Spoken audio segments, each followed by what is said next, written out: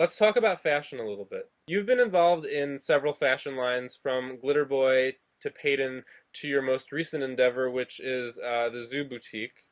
Yes. And you've even collaborated with jewelry designers like Tarina Tarantino for Tokyo Yes. Hardcore. Yes. And one of the most popular threads on the Despair Faction site is the style fashion thread. So obviously your listeners are also really into fashion and style. Um, what have you got in the works right now as far as fashion and style is concerned?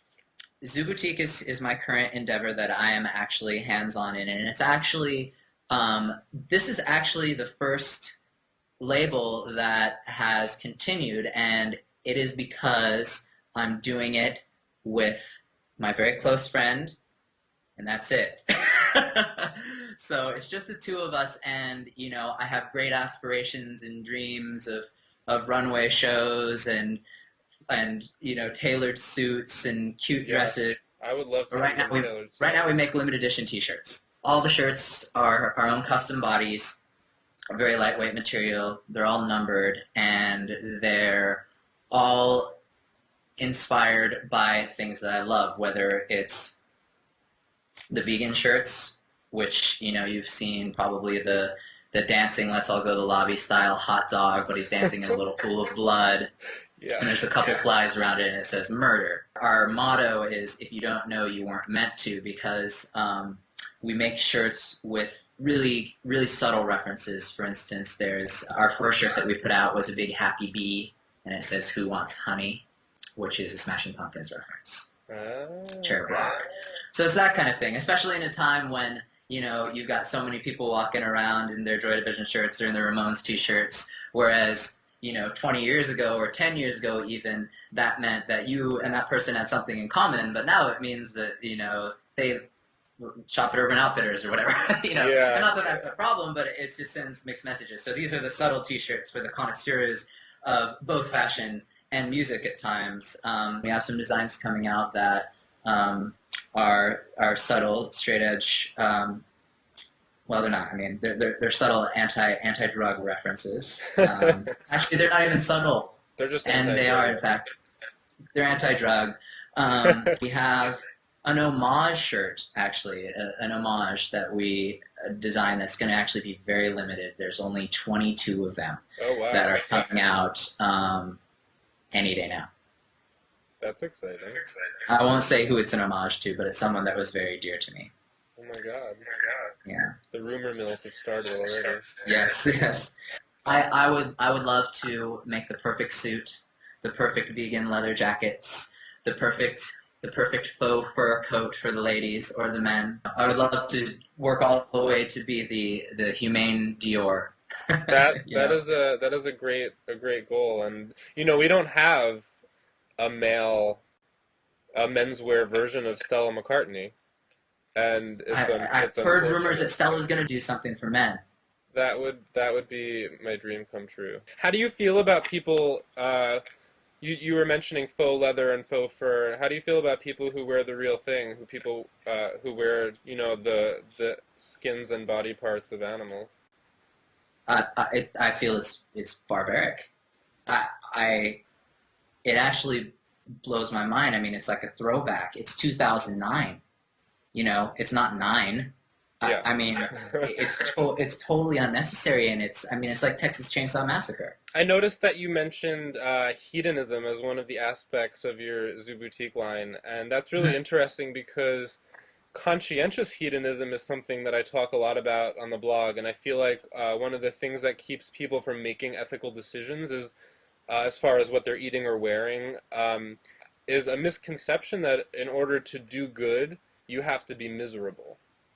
Hedonism is simply doing things that make you happy and doing things that make you feel better. Doing it ethically when it's not at the expense of someone or something else is nothing but positive. I mean, that just makes a happier world and a better world when Yeah. you're not hung up on these absolutely insane mores that are completely dated and obsolete. Hmm. Then you can be a greater, fuller person. Yeah. Now, certainly, hedonism at the expense of the life of an innocent creature, such as a mink who gets murdered to wear your fur coat, so that you have your fur coat, is totally unacceptable and selfish. With conscientious hedonism, you can derive more pleasure from knowing that your actions are, giving back, that it's not just about taking for yourself. It's not about selfishness. Right. It's about, getting more out of giving back. And that goes back to a lot of philosophies, and I think that it's something that can be incorporated into pop culture. And it's great that someone like you is actively doing that. Thank Um, you. You've been all over the world. What is the Yes, most amazing meal you've ever eaten? Where was it? What restaurant was it? there are two. Okay. There's there are two restaurants in the world: Millennium in San Francisco Hmm. and Candle in New York City. Those are very good choices. How about you? My favorites? Oh my God. I'm a total foodie. I don't know if I could ever make that decision. I do love Candle 79 and I do love Millennium and I do love. Have you been to Madeline's Bistro in I love Tarzana? Madeline. Did you ever have like an aha moment when you when you made the connection and you suddenly were like, "Wait a minute, what am I doing?" I was vegetarian for 2 years before I actually made the commitment to stop half-assing it and go vegan. And it's something I went vegetarian to live as a healthful life, to be as healthy as I possibly could. And I knew that if I really wanted to be healthy, eating a bunch of cheese that is filled with pus that came from the milk of a different species was not the way to go. And I also knew that if I really cared about the animals, that to support their torture was wrong. So it took me a couple years to actually commit myself to the movement. I read Diet for a New America, which is a great book, which I recommend to anybody who is interested in going vegan or vegetarian It's a or very just good really book. interested in health.